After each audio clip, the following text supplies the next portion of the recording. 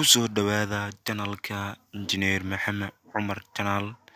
Waxaad kaga baran kartaan maadooyinka cilmiga.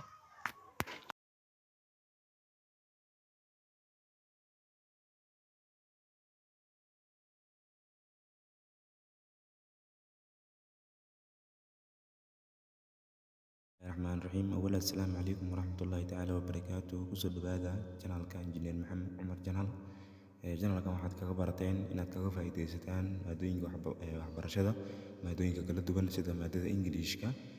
maanta waxaan rabnaa inaan ka hadalno inaan kala saarno passive voice iyo active voice. waxaan rabnaa inaan kala saarno passive voice maxaa la yiraahdaa, active voice maxaa la yiraahdaa. waxaan rabnaa inaan kala saarno passive voice maxaa la active voice maxaa la labadan rabnaa inaan kala saarno passive voice maxaa la active voice maxaa la yiraahdaa. inaan rabnaa inaan kala saarno labadan inaan kala saarno ama difference u dhaxeeya maxay tahay passive active voice. ustaad marka la joogo dhanka passive voice marka la joogo passive voice wuxuu ka hadlaa waxa la isticmaalaa horta passive voice wuxuu ka hadlaa active voice wuxuu ka hadlaa. rabnaa inaan kala saarno passive voice wuxuu ka hadlaa active voice wuxuu ka hadlaa. sidoo kale maxaa la isticmaalaa, maxaa loo baahan yahay in la isticmaalo. ustaad marka la joogo active voice-ka waa teenisyada caadiga ah. active voice marka la joogo maxaa waa teenisyada caadiga ah, teenisyada caadiga lagu shaqeynaa. laakiin passive voice marka la joogo passive voice waxaa la tusaale ahaan shay la sameeyay passive voice marka la joogo marka la joogo passive voice marka la joogo shay la sameeyay shaygan cidda sameysay ma lagu sheegaa waa laga qarinaa. midda kale waxaa laga yaabaa mararka qaar shayga la sameeyay in lagu soo hormarsiiyo cidda sameysay in lagu dambeynsiiyo.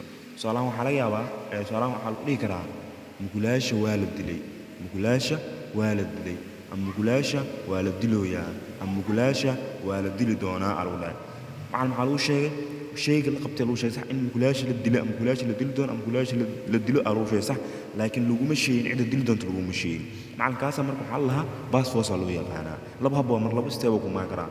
step koowaad waxaa waaye in maxaa la yiraahdaa shaygan cidda sameysay in lagu sheego, shaygan cidda sameysay iyo shayga la sameeyay in lagu sheego, laakiin lagu soo hormarsiiyo waxa la sameeyay oo loo dambeeysiiyo cidda sameysay. waa step koowaad waa.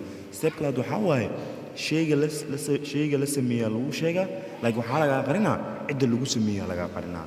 noocaas marka waxaa loo yaqaanaa sida maxal passive voice la maxal waxaa ku soo haray active voice. active voice maxaa waa active voice waxaa waaye waa teenisyada caadiga waa active voice waxaa waaye teenisyada caadiga maxaa waaye isagana waxaa lagu garanaa waxay tahay waxaa waaye waxaa lagu soo hormarsiinaa cidda shaygan sameysay lagu soo hormarsiinaa, shayga la sameeyay lagu dambeeysiinaa. labadaba lagu sheegaa macna cidda shayga sameysay lagu sheegaa, kadib waxaa lagu sii sheegaa shayga la sameeyay lagu sheegaa. tusaalahan waxaa leenahay aabbahay wuxuu dilooyaa mugulaasha.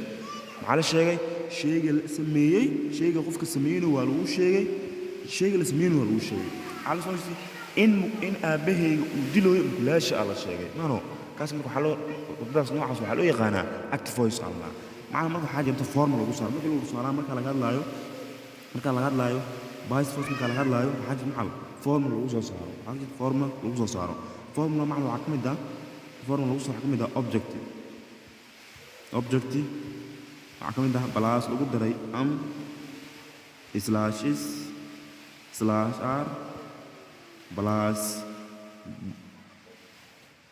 bin plus vbb plus vbb baby waxaa waa verb past bar symbol waa vbb plus by plus subject.